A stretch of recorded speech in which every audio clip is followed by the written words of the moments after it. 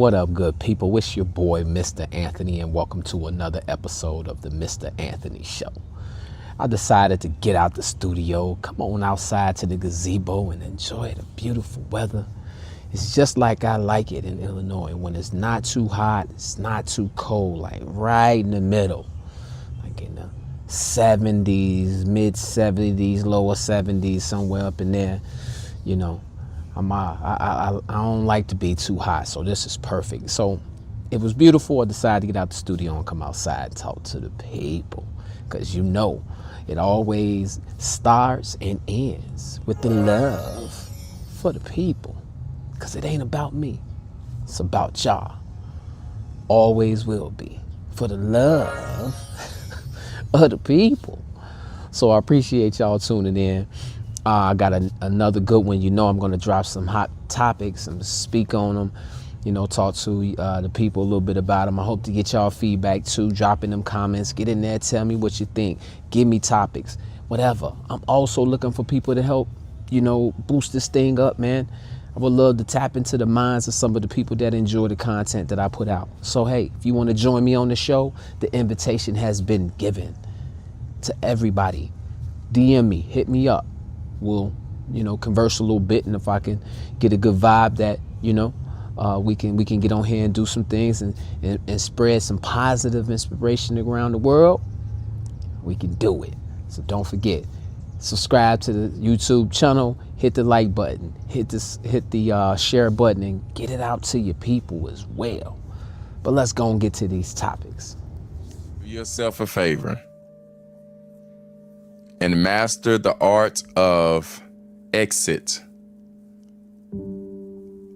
only when necessary, so that you do not continue to run back to the trauma home that you came out of.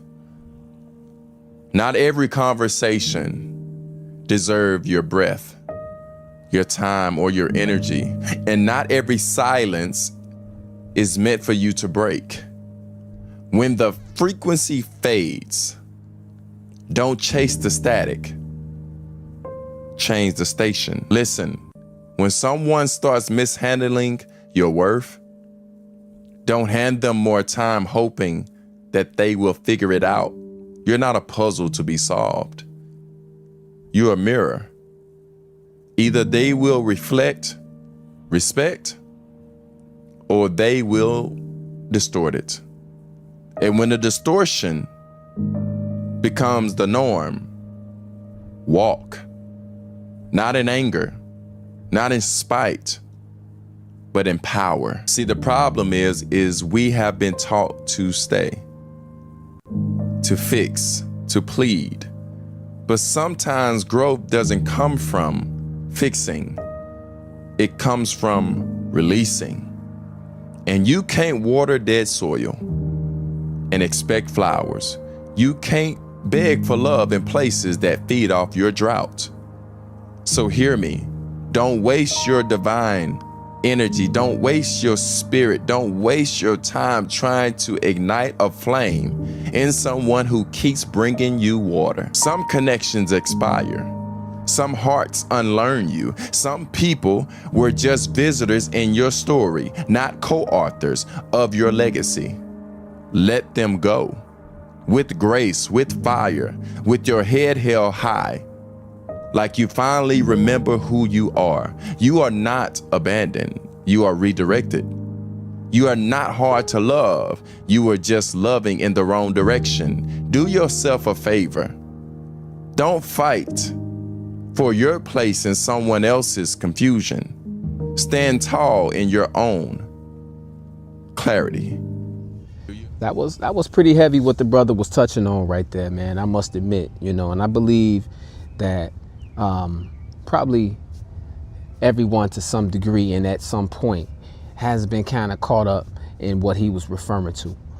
And I know that I have, you know, but that's because people who care end up in these sorts of scenarios that he described. When you give a damn, you can care about somebody so much to a point to where you just get wrapped up in a situation where you forget about you.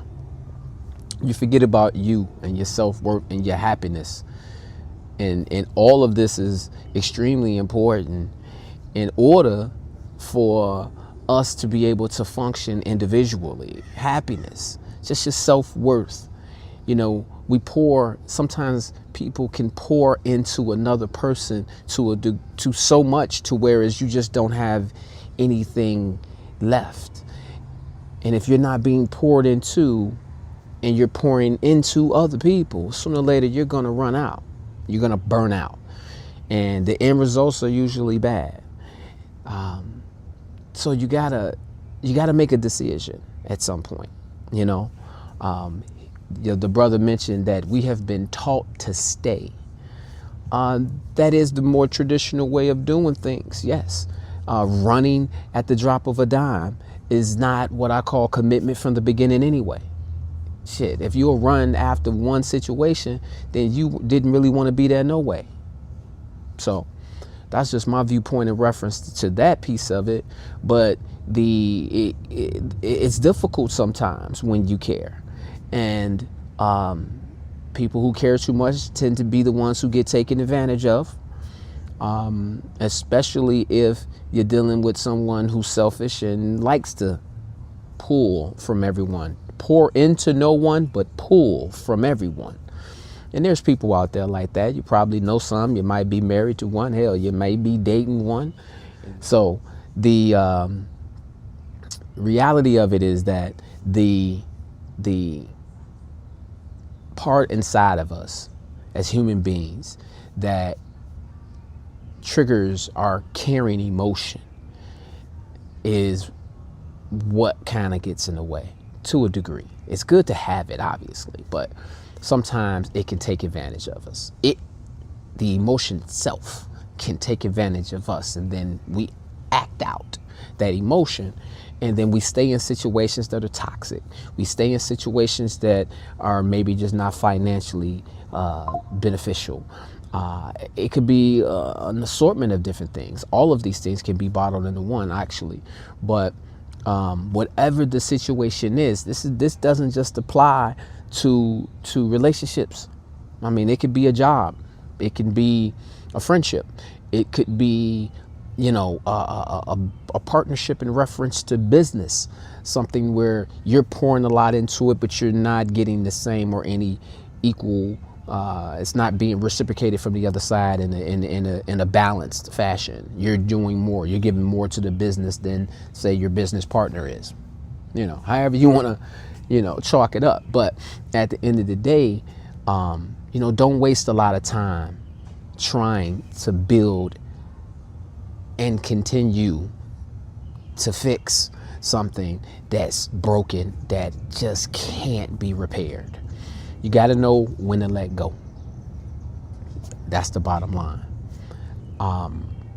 And I know it's hard because real human beings who give a damn will stick it out if they really care about the situation that they're in.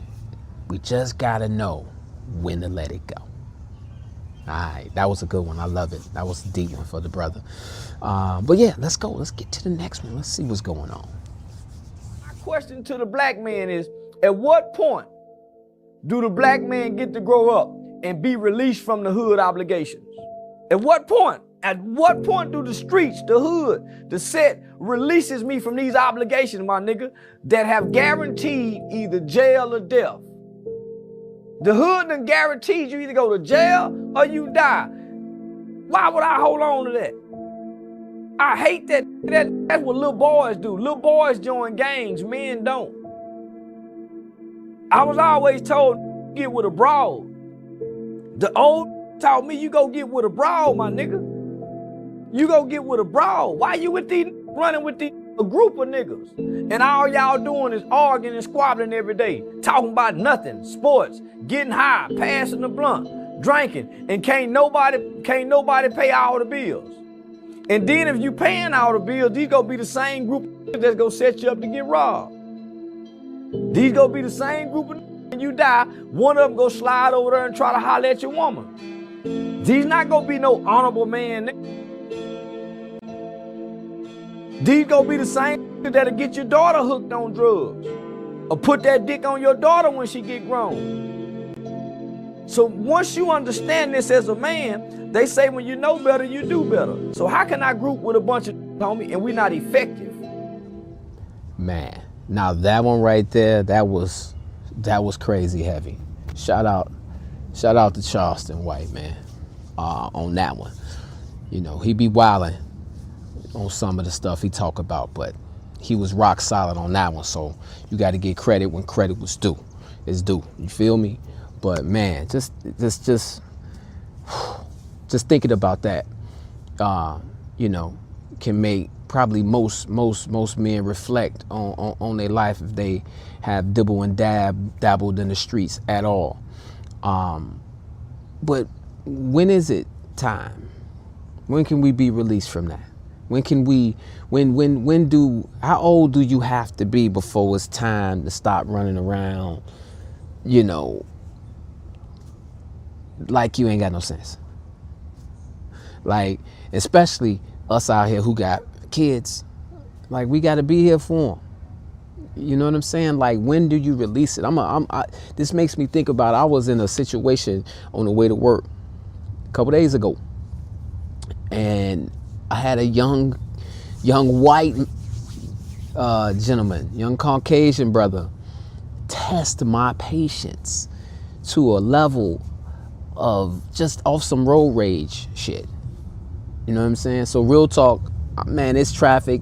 You know, everybody dipping in and out, man. I dipped into a lane, didn't see him, cut him off. He get pissed off, he slide up on the side. Now I'm looking through the rear view, you know, I hear him blow the horn, you know, whatever, you know, you ignore it. And then he dips, I see him dip around on the right side, pulling up on the passenger side. You know, and I got a two-seater, so I sit low. You know what I'm saying? He in like a Dodge Durango truck, so you know he kind of sitting up or whatever. So, but I see this dude, he hands all in the air, he talking. I got the music on and the window up, so you know I'm trying my best to just ignore this young brother. But you know he's staying persistent and consistent, you know, with the rhetoric or whatever. You know, so you know I had to look over at him for a minute and give him a few little choice words or what have you. Probably shouldn't even have did that, but it was a moment that my armor cracked just a little bit, just to let him know what it was, so he can mosey on about his business. That's all. I'm trying to save this man, some turmoil, and myself as well. You know what I'm saying? Like, I engaged you too much, homie. Then he got so mad, he was like, come on, like he wanted me to follow him. I'm like, I already know I got the best of you already, dude, because you done got to this point. We was just exchanging a couple pleasantries back and forth. But I'm even ashamed of even going that far. I shouldn't even let him crack my armor even that slight bit. But that shows maturity, as far as I'm concerned, for me, because, that could have went left if I was about 10, 15 years younger, real quick. And it could have turned out to be life-changing for me and that young brother. So, the whole thing is that when you let this mentality go, when you mature enough, when you don't feel obligated enough that you got to prove something to somebody, but once you have matured to a point to where is the words of other people don't trigger you, to whereas you don't believe that you got to be clicked up or affiliated with something to feel good about you, to be able to handle business the way that you need to handle business as a man, then your perspective and your outlook on things changes. The decisions that you make change. The people that you associate yourself with change. You know what I mean? You tend to become a little bit more introverted, and people don't even understand it, especially when if you're an extrovert, but you tend to go back into your shell a little bit when you get a little bit more mature, because you tend to sit back now and analyze things before you react versus reacting and then having to analyze once you done got in it, right? So just kind of fell back a little bit, with maturity. And I believe what Charleston is hinting at associates with the young and you know, the older cats. You know, hey, young people, you don't have to wait till you become, you know, 30s, 40s, 50s to make a decision that you want to switch and change up what you got going on. Just because there's street rules that have been created doesn't necessarily mean that these are the rules that you have to follow. This is your life. You know what I mean? If you're gonna play it, you're gonna play that game out there now. You gotta straighten up and follow the rules, or there's really consequences and repercussions out there for that. But there's other ways. There's another way. You know what I'm saying? It's another way to live life and still get the same fulfillment that you feel you're getting in the streets. There's another way of getting it on the positive side of this thing too. And some people ain't got no other choice. This is just what it is. They can be product, you know, the saying that we're a product of our environments is a real thing.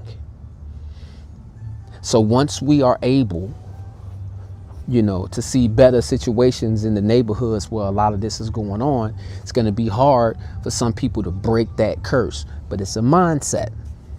It's a mindset. You have to tell yourself and have the energy and the power and the motivation to make the change into what you really want to be. Because the streets ain't got shit for you.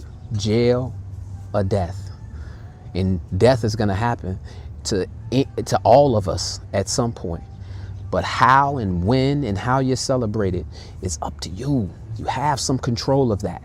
We have some control of that as human beings. And we need to take that and do something with it. And he basically also saying, watch the company that you keep. Why am I be around a group of people and we're not being effective?